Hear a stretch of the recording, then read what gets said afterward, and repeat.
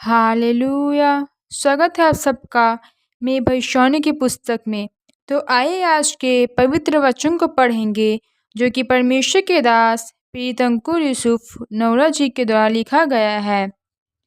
दासों घर से बाहर आना। निर्गमन 20:2 में लिखा है, मैं तेरा परमेश्वर हुआ जो तुझे दासों घर अर्थात मिस्र देश से निकाल लाया है।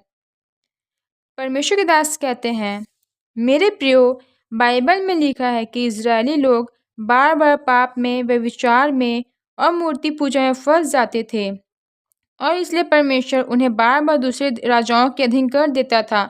लेकिन जब फिर से वह अपने मन को फिरा कर परमेश्वर के पीछे चलते थे और अपने आप को दुनियावी चीज़ों से अलग करते थे, तो परमेश्वर अपने दासों को भेजकर उन्हें गुलामी से छुड़ाकर आज़ाद करता था।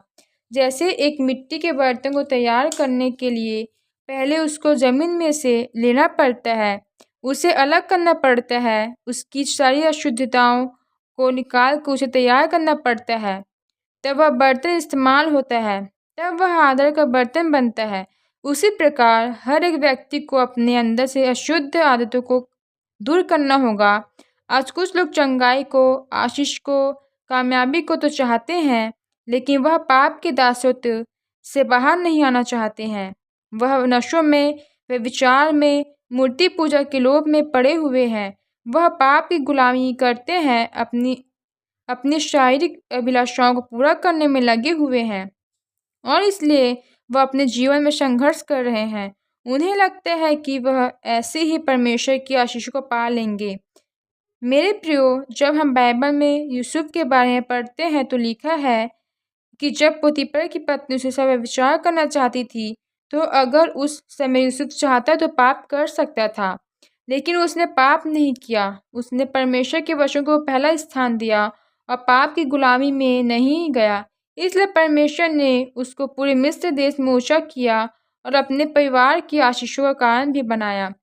इसलिए मेरे प्रियो, अगर आप परमेश्वर से चंगाई को, आशीष को, छुटकारे को लेना चाहते हैं तो आप पाप के दासत्व से बाहर आए और पवित्रता में चले। जैसे अब्राहम को परमेश्वर ने अलग करके उसे आशीष का मूल ठहराया, अगर आप भी परमेश्वर की आज्ञाओं पर चलेंगे तो परमेश्वर आपके नाम को भी महान करेगा।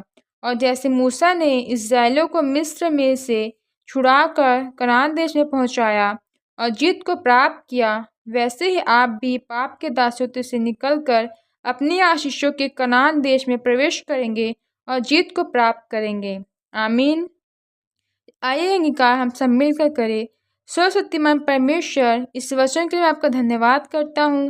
परमेश्वर, मैं अंगीकार करता हूँ कि मैं पाप के दासत्व के घर में नहीं जाऊँगा, बल्कि पवित्रताई, प्रार्थना और वचनों में अपना जीवन व्यतीत करूँगा, ताकि मैं परमेश्वर की मर्जी को पूरा कर सकूँ।